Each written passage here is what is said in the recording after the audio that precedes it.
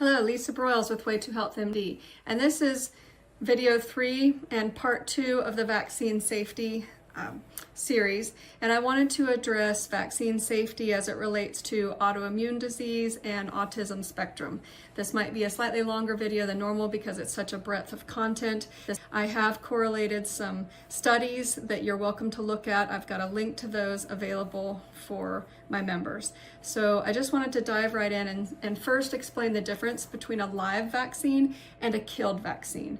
So the controversy has been mostly around the live vaccines, which is your MMR, measles, mumps, and rubella vaccine, okay? That is a live vaccine, as is varicella. So live vaccines mean that those viruses that we're fighting with the vaccine are actually still alive in the vaccine. You are giving that patient a watered down, very mild version of the actual disease so that their immune system can then overcome it, and then they'll not actually get the full-blown disease itself. Okay, that's what a live vaccine is. A killed vaccine means that there is no live bacteria or virus in that vaccine, but just a piece of it, and you're introducing your immune system to a piece of that bacteria or virus to develop an immune response to it. So as you can imagine, the live vaccines, which the first vaccines like smallpox, of course, were live vaccines.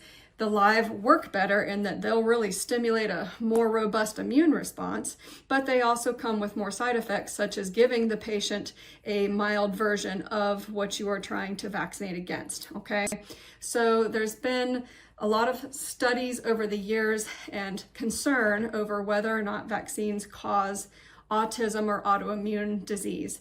And I think that the answer is complicated. Just like most things in functional medicine, autoimmune disease is not caused by one single thing. So the reason why there's arguing over whether or not vaccines cause these neurodegenerative disorders and autism in children is that occasionally, and unfortunately, there is a child that develops symptoms of colitis and developmental delays or autism spectrum seemingly after they've received a vaccine, but it's hard to say what was the causality. Did the vaccine actually cause that?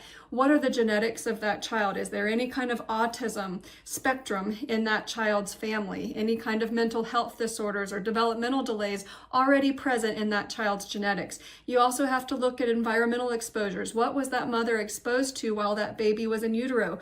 Did she smoke? Did she use drugs? Even a healthy woman that didn't do any of those things while she was pregnant, what about all of the pesticides and plastics and flame retardants? Unfortunately, all of that is being filtered through that placental blood as well.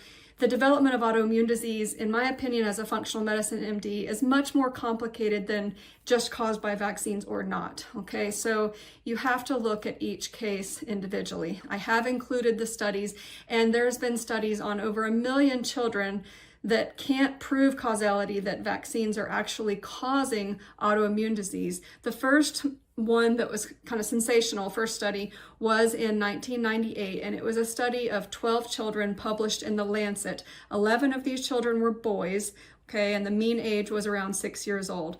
And the claim was that these children developed autism because of the MMR vaccine.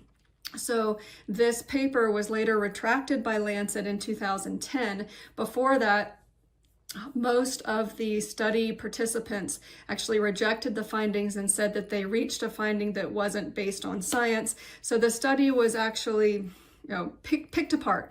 And basically they found that 3 of the 12 children actually did not have autism at all. 5 of the 12 children had developmental delays documented before they received the MMR vaccine. And like I said, 11 of the 12 were boys. So we have found that boys are more prone to autism than girls in the studies up to date. So that study was basically picked apart and proved to not be scientific or be able to prove the case. It was also a study funded by an anti-vaccine organization, so there was some bias there. And since then, there's been over 1 million children studied. There's even been children in families where they already have a child with autism getting a vaccine to see, does that second child have autism based on this MMR vaccine? And the studies have clearly proven no.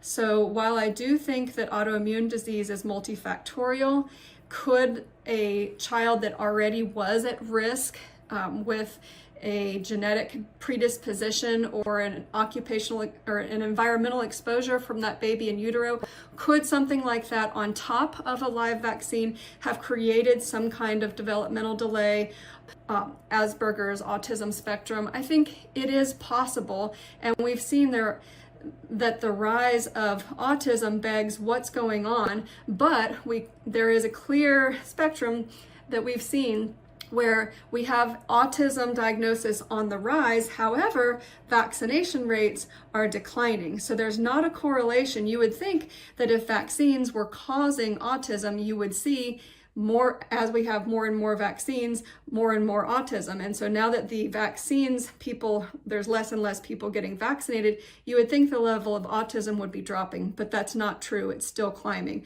So I propose as a functional medicine MD that it's patient dependent, just like most things in medicine. You have to look at the whole child. So I can't blanketly say vaccines are always going to be safe for all children. I would say that the majority of children, they are, and they're life-saving, and that they have prevented many terrible diseases.